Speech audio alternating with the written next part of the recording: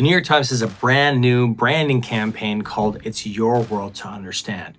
It's polished, it's glossy, it's heartfelt, and it's complete fluff. Let's take a look at it here. Hey, hold up. This is your minute. It's your minute in this life, on this day. It's your day to play. To play, to play, to make, to move through, to explore. It's your morning to share, your weekend to shape, to cook, to soak, to listen to wait. It's your body to rest, to nourish, to grow. It's your mind, It's your place, your country, your life, to love, to rise, to dream, to change. It's your world as much as anyone's. It's your world to understand. Here's the issue. The Times doesn't have a branding problem. Everybody knows the Times. The logo is iconic. The masthead is legendary. The crossword and the wordle is basically cultural rituals at this point. They have a positioning problem because the Times has an awareness and a recognition that most brands would kill for. Literally, they would kill for it. They would murder people for this. Like I said, what the Times lacks is positioning. And positioning is everything in a market that is just saturated, fragmented, and chaotic. Media is one of the worst. So the thing is that branding is really surface, and positioning is substance. Branding is, sometimes people put it as a font choice and, how the company makes you feel, but positioning is the business model. Branding is the tagline. Branding is the look and the feel and the spirit of the company. Positioning is the claim that says why you exist, why you're different, and why someone should pay you when everyone else is free or cheaper. This campaign confuses the two, and that's why it fails. It's Your World to Understand could be anything. It could be a slogan for an airline, a community college. It could be an HR consultancy. It's just not specific enough into what their business model is.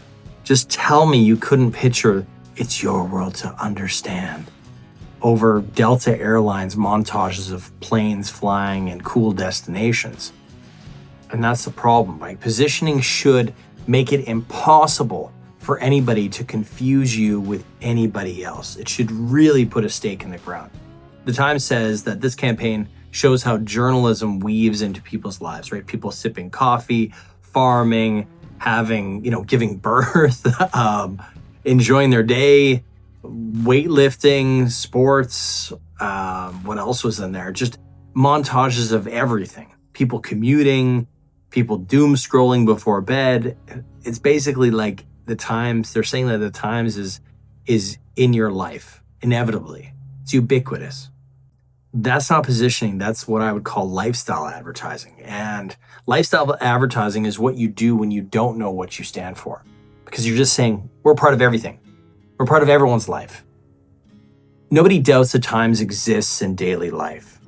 But the real question is, why should I pay you when I'm getting everything else for free on TikTok, Reddit, Substacks, explainers on YouTube, every other media choice out there? And this campaign doesn't answer that. The branding doesn't answer that. Instead, it gives us glossy vignettes of ordinary people looking thoughtfully while holding newspaper.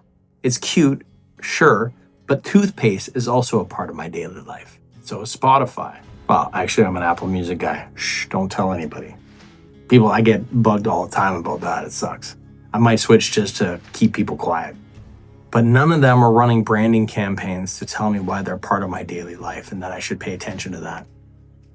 Now, the Times isn't as strong as it used to be in the past, right? Newspaper, media outlets, they've been struggling for years, but the Times still has an arsenal to dominate. They have a trophy case of Pulitzer Prizes. Pulitzer Prizes, not Pulitzer Prizes, surprises, but prizes.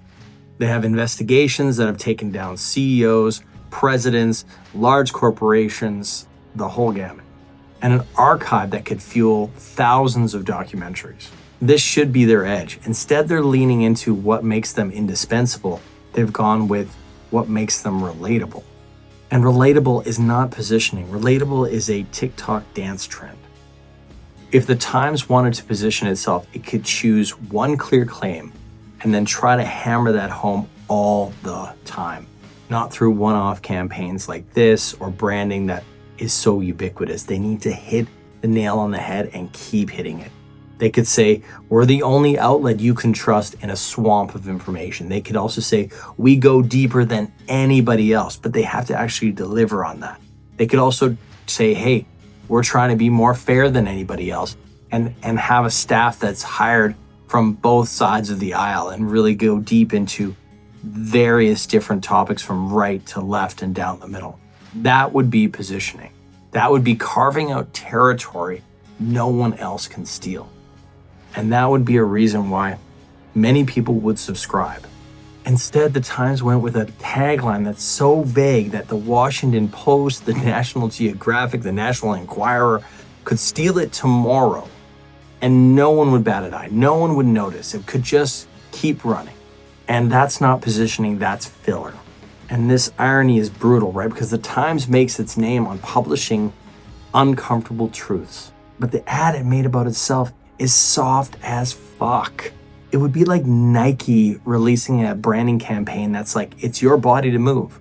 It's like, yeah, no shit. So here's where it gets very ironic. The Times wants to be this source of clarity in a confusing world. But when it comes to its own branding, when it comes to its own marketing, it delivers complete vagueness. And that's the paradox. And paradoxes do not sell subscriptions. This campaign is advertising as self-congratulation, right? Work designed to look good on a Cannes reel, right? Win some awards, but it will not win customers. It's safe, it's polished, and it's empty. So here's my advice. Without positioning, branding is basically just wallpaper. Expensive wallpaper. Wallpaper that peels when the humidity sets in. And that's what's happening with the New York Times right now. Humidity is setting in. The Times doesn't need wallpaper. It needs a fortress. It needs something immovable. It needs something that competitors cannot steal, cannot claim. And this is why the New York Times earns the Shit the Bed of the Week award. You've earned yourself a brand new pair, or a brand new set rather, of Kubby sheets. So you can rest easy dreaming about great campaigns that you could be launching instead of this kind of stuff. So thanks for watching. Like, subscribe if you like this kind of analysis. I'll be doing much more on campaigns as they launch, and I'll see you guys in the next one.